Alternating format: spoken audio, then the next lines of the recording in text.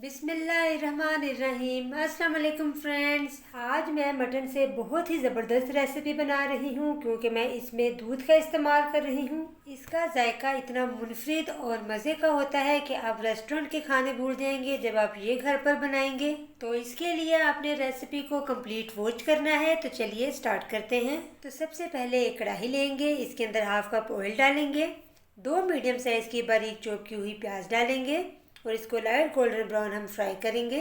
तो जब तक ये प्याज फ्राई हो रहे हैं तब तक मैं आपको मटन दिखाती हूँ जो मैंने पहले से बॉईल करके रखा था। आधा किलो गोश्त के अंदर मैंने 4 गिलास पानी और हाफ टी स्पून नमक डाला था और तब तक इसको पकाना है जब तक गोश्त अच्छे से गल ना जाए। थोड़ी सी यखनी मैंने इसकी रहने दी थी जो मैं इस रेसिपी में इस्तेमाल करूंगी। इससे बहुत अच्छा इसका फ्लेवर आएगा। प्याज जो है वो फ्राई हो चुके हैं, बस इतना सा आपने इसको कलर देना है। और अब इसके अंदर हम डाल देंगे 1 टीस्पून लहसुन का पेस्ट, 1 टीस्पून इसमें डालेंगे अदरक का पेस्ट और 1 मिनट तक इसको हम फ्राई करेंगे।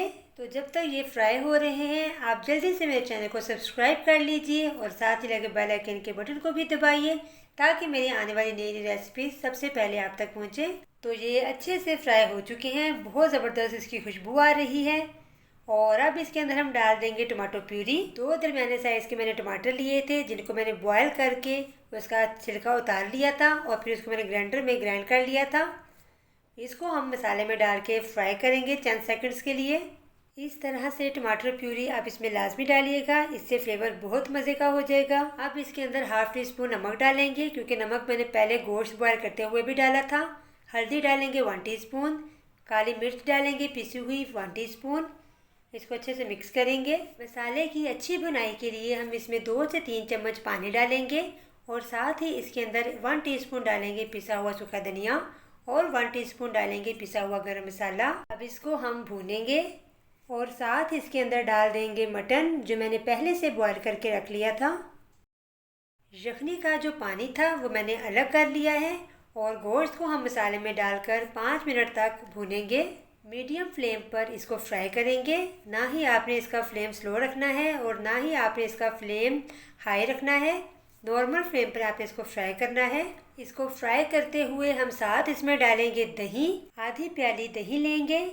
तो दही आपने वो वाला इस्तेमाल करना है जिसके अंदर पानी ना हो, और अगर आपके दही के अंदर पानी है तो आप पानी अलग कर लीजिए और दही अलग कर लीजिए।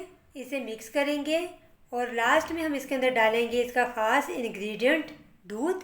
दूध इसका ख़ास इंग्रेडिएंट है। तो दूध से जो है बहुत ज़बरदस्त और क्रीमी फ्लेवर आता है, उसका टेक्सचर मसाले का बहुत ज़बरदस्त हो जाता है।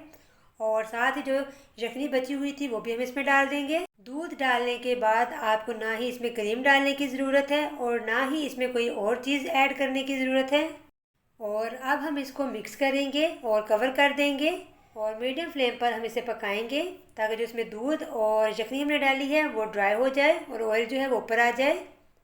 तो ये देखें तकरीबन दूध जो है वो ड्राई हो चुका है, ऑयल भी तकरीबन ऊपर आ रहा है। मज़ीद हम इसको चंद सेकंड्स के लिए और पकाएंगे और लास्ट में हम इसके ऊपर डाल देंगे 1 टीस्पून लेमन जूस और थोड़ी सी कटी हुई इस पर डाल देंगे हरी मिर्चें। इसे मिक्स करेंगे और फिर अब हम इसको सर्व करेंगे।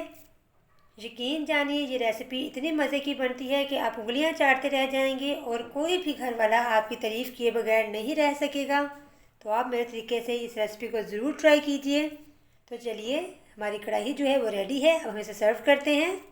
माशाल्लाह माशाल्लाह सुभान अल्लाह, देखिए इसका टेक्सचर कितना ज़बरदस्त लग रहा है और कितना क्रीमी लग रहा है। जितना देखने में ये मज़े का लग रहा है खाने में ये उससे ज़्यादा मज़े का है। तो आप इस रेसिपी को ज़रूर ट्राई कीजिए और मुझे अपनी दुआओं में याद रखिएगा। अल्लाह हाफिज़।